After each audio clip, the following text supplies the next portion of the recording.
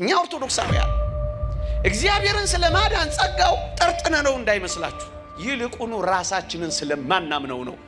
ማመን መጀመሪያ እንጂ መጨረሻ አይደለም።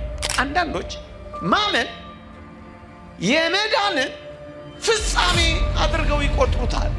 ብንጸና ከእርሱ ጋር ነው የምንነግሰው፣ ብንክደው ግን እርሱ ደግሞ ይክደናል የሚለው ቃል ተረስቷል። መዳናችን የእኛን ሁኔታ ተከትሎ የሚመጣ አጸፋ እንጂ ዝም ብሎ ያለ ውድ በግድ ያለ ፈቃድ በማስገደድ የሚጫንና የሚሰጥ አይደለም። ያመንበት ቅጽበት መዳናችንን የፈጸምንበት ቅጽበት አይደለም።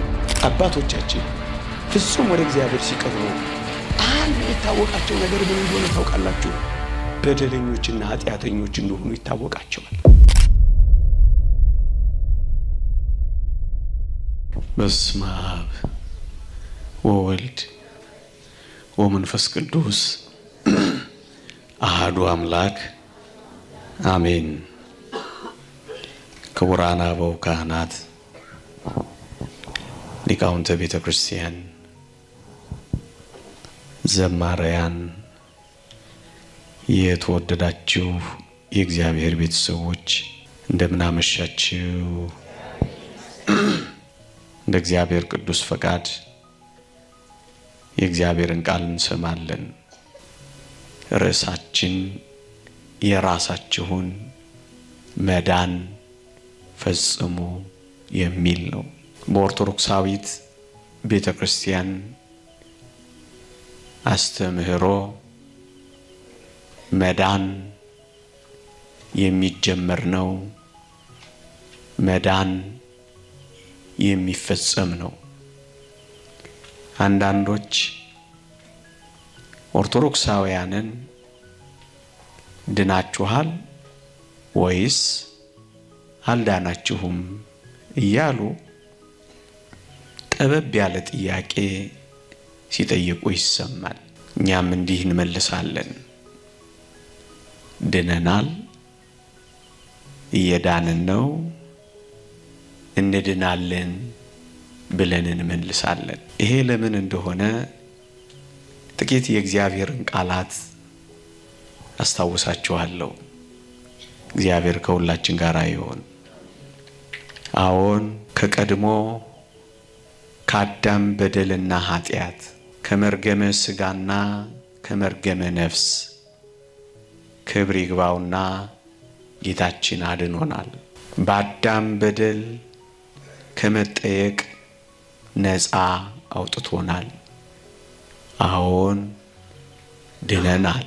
ወገኖቼ እኛ ኦርቶዶክሳውያን ድነናል ብለን ስንናገር እግዚአብሔር እኛን ለማዳን ዳግመኛ አይሰቀልም ማለታችን እንጂ ትእዛዛትን መፈጸም የለብንም ማለታችን አይደለም። አዎን እኛ ድነናል ብለን ስንናገር በሰጠን ጸጋዎች መጽናት የለብንም ማለታችን አይደለም። አንዳንዶች ድነናል ብለው ሲናገሩ ትእዛዛቱን መጠበቅ አያድነንም፣ አንዴ ድነናል ይላሉ። ደግሞም ተጋድሎ ብላችሁ መጾም መጸለይን ከመዳናችሁ ጋር ይጣላል ይሉናል። እኛ ድነናል ብለን ስንናገር እግዚአብሔር እኛን ለማዳን ዳግመኛ አይሰቀልም፣ ዳግመኛ አይታመምም፣ ዳግመኛ አይሞትም፣ ዳግመኛ አይሰቀልም ማለታችን እንደሆነ እንነግራቸዋለን። ይኸውላችሁ እግዚአብሔር ማዳኑን አንዳች ነገር ሳይቀረው ፈጽሞልናል። ለመጨረሻው ለሚገለጠው መዳን ግን የኛ ድርሻ ስለሚያስፈልግ የራሳችሁን መዳን ፈጽሙ ይለናል። መዳን አንድ ጊዜ በእግዚአብሔር ተፈጽሞ ተሰጥቶን በቃ ያበቃ ቢሆን ኖሮ ወገኖቼ መዳንን ተስፋ ይለው ነበር። አንድ ዳግመኛስ መዳንን ለማግኘት ነው እንጂ ያለ እንዳልተገኘ መዳን ስለሌላ መዳን ያወራ ነበር። እንድናለን የምንለው ይሄን መዳን ነው። የመዳንን ተስፋ መዳንን ለማግኘት ነው እንጂ ይላል። ይሄንን መዳን ነው የራሳችሁን መዳን ፈጽሙ የሚለን። ድነናል እንድናለን የምንለው ለዚህ ነው ወገኖቼ። ቅድም እንዳልኳችሁ ሰው እግዚአብሔር ላደረገው የማዳን ስራና ጸጋ ምላሽ መስጠት አለበት። ምላሽ መስጠት ስላለበት ነው የራሳችሁን የሚለው ቃል ንዑድ ክቡር ጳውሎስ አጉልቶ የጻፈልን። የራሳችሁን መዳን ፈጽሙ የሚለን ለዚህ ነው። አያችሁ፣ እግዚአብሔር የመዳንን ጸጋ ሰጥቶናል። ግንስ እንዲያው በከንቱ የምንቀበለው ሳይሆን አብረነው የምንሰራን የሆን ነው። በአዲስ ኪዳን መጽሐፍ ቅዱስ ለዚህ ነው አብረን እየሰራን የእግዚአብሔርን ጸጋ በከንቱ እንዳትቀበሉ እንለምናለን የሚለው። አብረን ለዚህ ነው የራሳችሁን መዳን ፈጽሙ የሚለን። ወገኖቼ አንድ ነጥብ ላስታውሳችሁ። መዳን አንድ ጊዜ ተፈጽሞና ያበቃ የሆነ እንደሆነ ለምንድን ነው ቅዱስ ጳውሎስ ገና እንዳልተፈጸመ ፈጽሙ የሚለን? አያችሁ፣ መዳን የሚጀመር ነው። መዳን የሚፈጸም ነው። ለዚህ ነው የራሳችሁን መዳን ፈጽሙ የሚለን የእግዚአብሔር ቃል። መዳናችን የእኛን ሁኔታ ተከትሎ የሚመጣ አጸፋ እንጂ ዝም ብሎ ያለ ውድ በግድ ያለ ፈቃድ በማስገደድ የሚጫንና የሚሰጥ አይደለም። ለዚህ ነው የራሳችሁን መዳን ፈጽሙ የሚለን መጽሐፍ ቅዱስ። ሌላ ሐሳብ ላቅርብላችሁ። አንዳንዶች ማመን የመዳንን ፍጻሜ አድርገው ይቆጥሩታል። ምን ማለት ነው? ሰው ያመነለት በቃ መዳኑ ተፈጽሟል፣ ድኗል፣ መንግሥተ ሰማያት ገብቷል፣ ከኢየሱስ ክርስቶስ አጠገብ ተቀምጧል። እንደውም አንዳንዶች ጨክነው አማኝ በየትኛውም ድካም ውስጥ እንኳን ቢገኝ አይኮነንም ብሎ እስከማወጅ ደርሰዋል። ኃጢአተኞች እንኳን ብንሆን እንድናለን ብለው ማውራት ሁሉ ጀምረዋል። ይሄ ምንኛ አሳፋሪ ትምህርት እንደሆነ ተመልከቱ።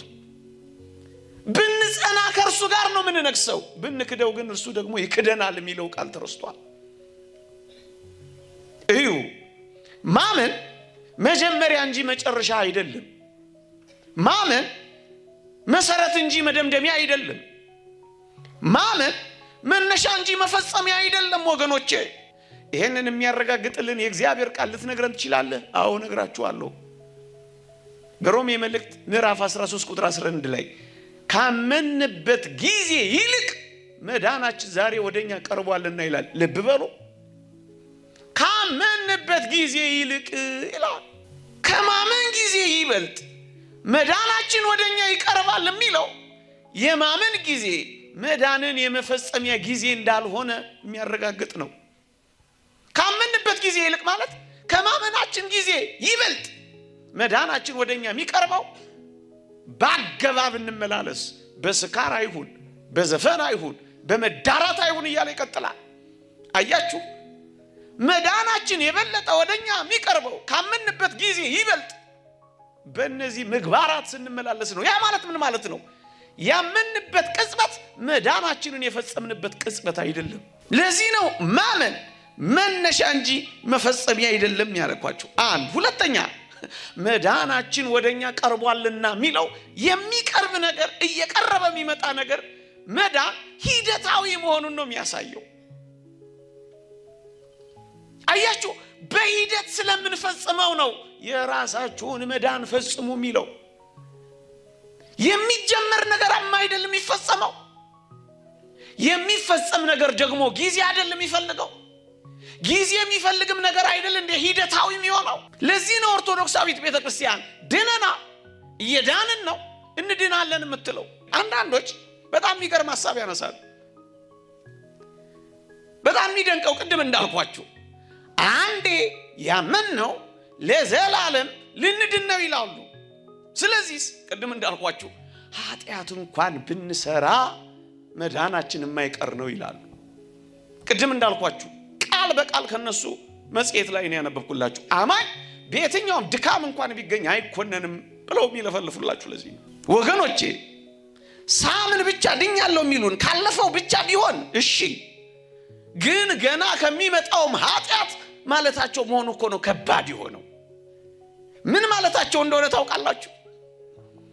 ድኛለሁ መንግስተ ሰማያትን እንደምወርስ አምናለሁ የሚሉን ከሆነ ወይም አረጋግጫለሁ የሚሉን ከሆነ ኃጢአት እንደማልሰራ እርግጠኛ ነኝ እያሉን ነው። ይሄ ደግሞ እንዴት ውሸታምነት ነው! አማኞች ሆነው በመጽሐፍ ቅዱስ እንዴት እንደተባሉ የቅዱሳት መጻሕፍትና ኃይለ ቃላት ተመልከቱ። ሞቶ ከወገናችንም ያሉት ፍሬ ቢሶች ሆነው እንዳይቀሩ ይላል። ፍሬ ቢሶች ሆነው እንዳይቀሩ የግድ ስለሚያስፈልገው በመልካም ስራ ስለመጽናት ይማሩ ይልላችኋል። አያችሁ፣ ከወገናችንም ያሉት ማለት አማኞች ጭምር ፍሬ ቢሶች ሆነው እንዳይቀሩ የሚለው ፍሬ ቢስ ሆነው ገለባ ሆነው ወደ እሳት ሊጣሉ እንደሚችሉ አይናገርምን? አንድ ሁለተኛስ ፍርድ ከእግዚአብሔር ቤት ተነስቶ ይጀምራል ማለቱ ከአማኞች ወገን ፍርድና ቁጣ እንደሚመጣ የእግዚአብሔር ቃል አያሳይምን? ታዲያስ እንዴት ነው አንድ ሰው ወደፊትም ከሚመጣው ኃጢአት ድኛለሁ ብሎ ሊያውጅ የሚችለው? ወገኖቼ እኛ ኦርቶዶክሳውያን እግዚአብሔርን ስለማዳን ጸጋው ጠርጥነነው እንዳይመስላችሁ፣ ይልቁኑ ራሳችንን ስለማናምነው ነው። አንዳንዶች እግዚአብሔርን ማናምን አድርገው ራሳችንን ነው ማናምነው። ወገኖቼ ይኸውላችሁ መጽሐፍ ቅዱስ በግልጽ እንዲህ ይላል። በማቴዎስ ወንጌል ምዕራፍ 24 ላይ እስከ መጨረሻው የሚጸና እርሱ ይድናል የሚል ቃል አለ። ልብ በሉ፣ እስከ መጨረሻው የሚጸና እርሱ ነው የሚድነው ይላል። አያችሁ፣ መዳናችን በማመናችን ብቻ ነው ያልኩት። በማመናችን ብቻ ሳይሆን የሚወሰነው መዳናችን የሚወሰነው በመጽናታችን ነው። አያችሁ፣ እስከ መጨረሻው የሚጸና እርሱ ይድናል የሚለው መዳን በጸጋው ብቻ አንድ የተፈጽሞ ያበቃ ቢሆን ኖሮ ይድናል እያለ ገና የወደፊት መዳን ለምን ይፈጽማል? ለምን ይናገራል ካላችሁኝ፣ ቅድም እንዳልኳችሁ ነው። የምንፈጽመው ሊገለጥ የተዘጋጀ በመጨረሻው ዘመን የሚሰጠን መዳን አለ። እሱን ነው እስከ መጨረሻው የሚጸና ነው የሚድነው የሚለው። አያችሁ፣ መዳናችንን የሚወስነው ጽናታችን እንጂ ማመናችን ብቻ አይደለም። ማመናችን ለዚህ ሁሉ ግን መሰረት ነው። እዩ፣ ከመጨረሻው በጽናት ምክንያት ከሚገኘው ከመጨረሻው በፊት ያለ ማናቸውም ነገር የመወጣጫ መሰላሎችና ደረጃዎች ናቸው እንጂ ጫፍ የደረስንበት ነገር አይደለም ይላል። ስለዚህ የራሳችሁን መዳን ፈጽሙ። እስከ መቼ? እስክትሞቱ ድረስ ነው የሚፈጸመው። በጽናት ነው ምእመናን። የተሰጠን የተስፋ ቃል ምንድን ነው? የመዳንን ተስፋ የሚል ቅድም አላነበብኩላችሁ? የመዳንን ተስፋ የተስፋውን ቃል እንድታገኙ ማግኘት ምን ማለት ነው? ገና እንዳላገኘን አያሳይም፣ እንዳልተፈጸመ አያሳይም። ለዚህ እኮ ነው ንዑድ ክቡር የሚሆን ጳውሎስ እኔ ገና እንዳልያዝኩት እቆጥራለሁ የሚለው እኮ ለዚህ ነው። መዳን ያበቃና የተፈጸመ ከሆነ ለምን ስለ ንስሐ ይሰበካል? ለምን ጉባኤ ይዘረጋል? ለምን ጾም ይጾማል? ለምን ጸሎት ይጸለያል? ለምን ዲያብሎስስ መንጋውን ለምን ይዞራል? እንዳልበሳ ሊውጥ ለምን ያገሳል?